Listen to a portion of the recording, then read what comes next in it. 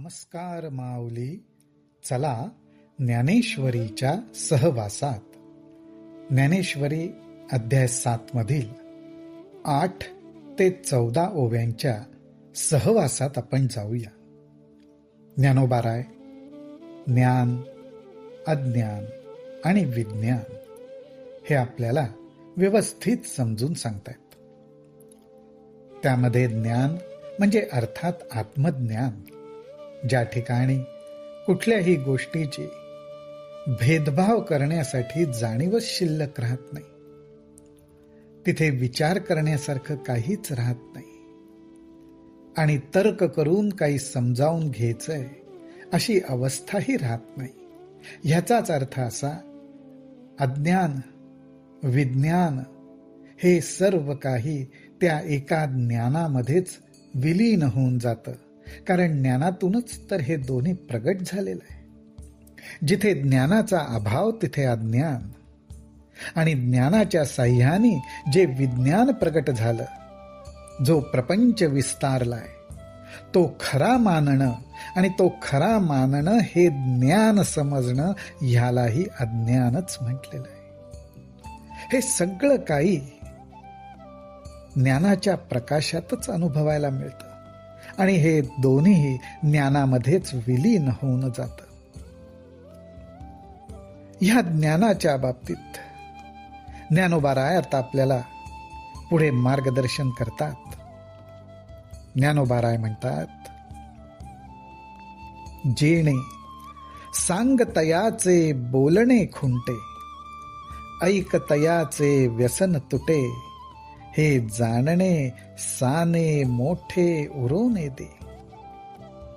अहो, जे समजावं, ज्याचा आपल्याला अनुभव यावा आणि तो अनुभव आल्यानंतर लहान मोठं, कमी जास्त, उत्तम निकृष्ट असा काही भेदभावच राहत नाही. जे जाणल्यानंतर त्याच्याबद्दल काही सांगावं असं सांगण्यासारखंही काही राहत नाही. आणि तसं झाल्यामुळे ऐकणाऱ्यासाठीही ऐकण्याचं कामच राहत नाही. ऐकण्याचं व्यसनही सुटून जातं. कारण सांगण्यासारखं जर काही नसेल तर मग ऐकायचंय तरी काय. ह्याचाच अर्थ असा माऊली, की ती जी आत्मरूपाची अवस्था आहे, ती आत्मस्वरूपच साधक होऊन जातो. सांगण्यासारखं, ऐकण्यासारखं, पाहण्यासारखं काही राहतच नाही. आपल्याला सुद्धा बऱ्याचदा असा अनुभव, जेव्हा तीव्र प्रेमाची भावना मनात उमटते, अत्यंत प्रिय व्यक्ती भेटते, त्यावेळी असंच होतं, आपण नुसतं बघत राहतो. काय बोलायचं, काय सांगायचं, काय ऐकायचं. आपण नुसते डोळ्यातले भाव टिपतो. कारण त्या ठिकाणी फक्त एक प्रेम नांदत असतं आणि बास, त्या प्रेमाचा अंतःकरणाला होणारा स्पर्श, त्याच्यात हे सगळे भेदभाव विलीन झालेले असतात. असं हे ज्ञान सुद्धा प्रेमस्वरूप आहे. आत्मस्वरूप, आत्मज्ञान, आत्माराम, आत्मानंद अशी वेगवेगळी नावं असली तरी ते मुळात प्रेमस्वरूप आहे. ऐसे वर्म जे गूढ, ते कीजेल वाक्यारूढ, जेणे थोडेनी पुरे कोड, बहुत मनींचे. श्रीकृष्ण अर्जुनाला म्हणतात, असं हे जे ज्ञान आहे, ते ज्ञान थोडंसं जरी प्राप्त झालं, प्राप्त होणं म्हणजे अर्थात त्याचा अनुभव जरी आला, तरी आपल्या मनातील सर्व इच्छा पूर्ण होऊन तृप्तीचं समाधान प्राप्त होतं. असं हे ज्ञान गूढ आहे. गूढ म्हणजे सूक्ष्म आहे, त्याला खोली आहे. पण ते तुला आता मी शब्दांच्या साह्याने सांगतो. या ज्ञानाचं महत्व काय. आज जगामध्ये अनेक वेगवेगळ्या प्रकारच्या विद्या आहेत. त्या विद्या मिळवून ज्ञान संपादन केलं जातं, कौशल्य प्राप्त केलं जातं, पण ह्या ज्ञानाची खोली, अध्यात्म ज्ञानाची खोली काही वेगळीच आहे. हे ज्ञान प्राप्त करून घ्यायला सुद्धा बरेच जण सरसावतात. पैगा मनुष्यांच्या सहस्त्रंशा माझी, विपाईलेयाची येथ दिवसा, तैसेयान दिवसे करान बहुअसा, माझी विरळा जाणे. भगवंत म्हणतात, अर्जुना, सहस्त्रशान माझी, हजारो मनुष्यांमध्ये एखादा क्वचितच असा असतो की जो फक्त आत्मप्राप्तीचं धैर्य दाखवतो. मला आत्मप्राप्तीच व्हायला पाहिजे असा मनाचा निश्चय करून वाटचाल करणारा हजारो मनुष्यांमध्ये एकच असतो. माऊली हो, परमार्थ मार्ग हा सुद्धा वेगवेगळ्या वाटा आपल्या समोर उपलब्ध करून देतो, पण कुठल्याही वाटेने जरी गेलं आणि ध्येय जर एकच असलं, आत्मप्राप्ती, तर उत्तम. आणि असं फक्त आत्मप्राप्तीचं ध्येय ठेवणारे फार विरळे असतात.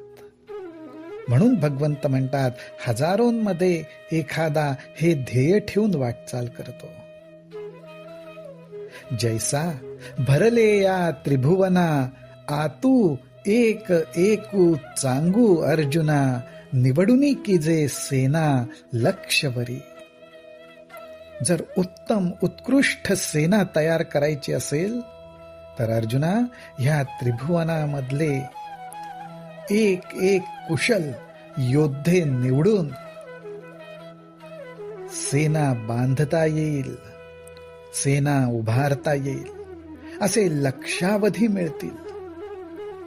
पण असे लक्षावधी योद्धे मिळाले तरी सुद्धा की तयाही पाठी, जे वेळी लोह मांसाते घांटी, ते वेळी विजयश्रियेच्या पाटी हेकुची बैसे.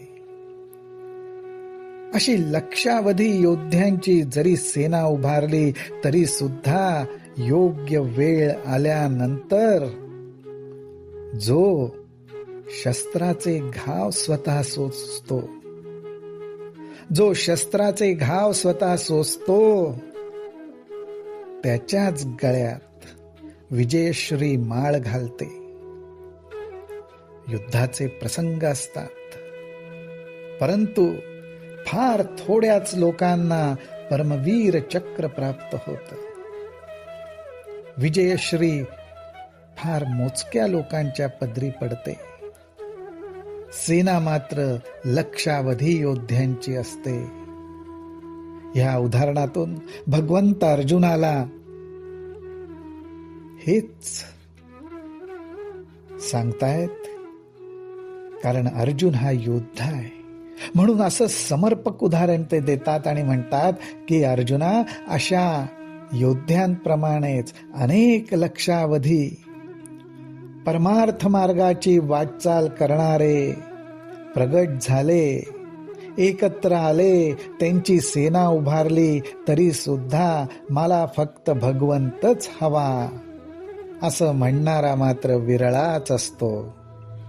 तैसे आस्थेच्या महापुरी, रिघताती कोटीवरी, परी प्राप्तीच्या पैलतिरी, विपाईला निगे. अशा प्रकारे भगवंताविषयी, आत्मस्वरूपाविषयी आस्था ठेवून जणू काही आस्थेच्या महापुरामध्ये कोट्यावधी लोक निघतात, परंतु फक्त माझ्या ठिकाणी आस्था धरणारे महानुभाव मात्र विरळेच असतात. परी प्राप्तीच्या पैलतिरी, विपाईला निगे. म्हणून सामान्य गा नोहे, हे सांगता वडील गोठी गा आहे, परी ते बोलो येईल पाहे, आता प्रस्तुत ऐके. भगवंत म्हणतात, म्हणून तुला मी सांगतोय, की परमार्थ मार्गावर सुद्धा वाटचाल करणारे खूप दिसतील, धार्मिक चर्चा करणारे खूप दिसतील, ज्ञानाच्या गप्पा करणारे खूप दिसतील, परंतु त्यामुळे परमार्थ सहज प्राप्त होतो असं नाही. म्हणून आम्ही म्हणतो की हा परमार्थ मार्ग कठीण का, तर त्या ठिकाणी धैर्य एकाच गोष्टीपाशी ठेवावं लागतं. एकच निश्चय करून त्या ठिकाणी धैर्याने उभं राहून आपली साधना उपासना करावी लागते. आणि तो निश्चय म्हणजे एकच, हे सर्व करण्याचा उद्देश एकच आहे, भगवंता तुझी प्राप्ती, बाकी मला काही नको. मी नामस्मरण करतो ते तुझ्यासाठीच, तुझी प्राप्ती व्हावी म्हणून, फक्त तुझ्यासाठीच, माझा काही स्वार्थ नाही. म्हणून हा मार्ग गूढ आहे, गहन आहे. कठीण म्हणण्याचा अर्थ अवघड नाही, पण त्या ठिकाणी धीर टिकवून ठेवावा लागतो आणि त्यासाठी निश्चयाचं बळ लागतं. माऊली हो, आपण सुद्धा आपल्या आराध्य देवतेच्या चरणी हीच प्रार्थना करू की आमचा सुद्धा असा निश्चय पक्का होऊ दे, पक्का राहू दे, आणि धैर्याने आम्ही नामस्मरण करू, साधना करू, उपासना करू, केवळ तुझं होण्यासाठी, आत्मस्वरूपाचं ज्ञान होण्यासाठी, स्वस्वरूपाचं ज्ञान होण्यासाठी. रामकृष्ण हरी, रामकृष्ण हरी, रामकृष्ण हरी.